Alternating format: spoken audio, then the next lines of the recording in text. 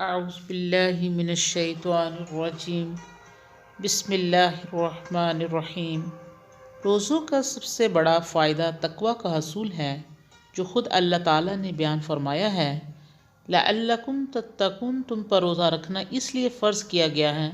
تاکہ تم متقی بن جاؤ، کیونکہ روزہ بھی عبادت ہی ہے، اور عبادت کا مقصد اور فائدہ بھی اللہ تعالیٰ نے تقوی کا حصول ہی بتلایا ہے۔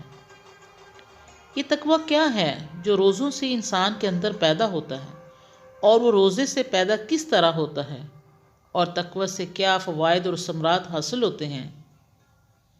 تقوی کا مطلب دل میں اللہ تعالیٰ کی عظمت و جلالت کا اس طرح راسخ ہو جانا کہ انسان اس کی نافرمانی کے ارتکاب سے باز رہے، ہر قدم سوچ کر اٹھائے، اور زندگی کے ہر موڑ پر اور ہر معاملے میں اس کی ہدایات تعلیمات کی پابندی کرے۔ اسے بعض بزرگوں نے اس مثال سے واضح کیا ہے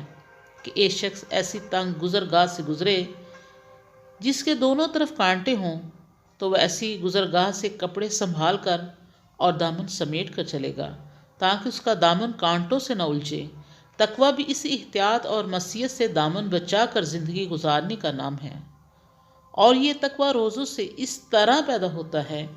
کہ روزے کی حالت میں ایک مومن نہ کھاتا اور نہ کچھ پیتا ہے، اور نہ بیوی سے اپنی جنسی خواہش پوری کرتا ہے، حالانکہ عام حالات میں اس کے لیے ان میں سے کوئی چیز بھی ممنوع اور حرام نہیں۔ کھانا پینا بھی حلال امر ہے، اور بیوی سے مباشرت بھی جائز کام ہے، لیکن ایک مومن روزے میں یہ حلال کام بھی نہیں کرتا، حتیٰ کہ گھر کی چار دیواری کے اندر بھی نہیں کرتا، جہاں سے کوئی دیکھنے یا روکنے والا نہیں ہوتا۔ یہ کیا ہے؟ یہ وہی تقوی اللہ کا ڈر ہے جو روزے سے اس کے اندر پیدا ہوا۔ جب ایک مومن اللہ تعالیٰ کے ڈر سے محض اس لیے حلال کام بھی نہیں کرتا کہ روزے میں اللہ تعالیٰ نے ان سے روک دیا ہے، اور کسی کے نہ دیکھنے کے باوجود وہ باز رہتا ہے، تو گویا روزے نے اس کے اندر وہ تقوی پیدا کر دیا ہے جو روزے کا اصل مقصد ہے۔ اگر انسان اس ماہانہ مشق کو اپنے احساس و شعور کا حصہ بنا لے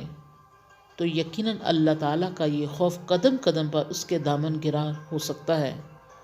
اور اسے ہر وقت اللہ تعالیٰ کی نافرمانی سے باز رکھ سکتا ہے۔ جب وہ اللہ کے حکم اور اللہ تعالیٰ کے ڈر سے جائز اور حلال کاموں سے بھی وقتی طور پر رکا رہتا ہے، تو جن چیزوں اور کاموں کو اللہ نے ہمیشہ کے لیے حرام اور ناجائز قرار دیا ہے، ایک مومن اور ایک متقی اس کا ارتکاب کس طرح کر سکتا ہے؟ ایک مومن کے اندر جب یہ تقوی اور اللہ تعالیٰ کا ڈر پیدا ہوتا ہے تو اسی کا نام تقوی ہے۔ وآخر دعوانا ان الحمد للہ رب العالمین۔ سبحان ربک رب العزت عما یصفون، والسلام علی المرسلین، والحمد للہ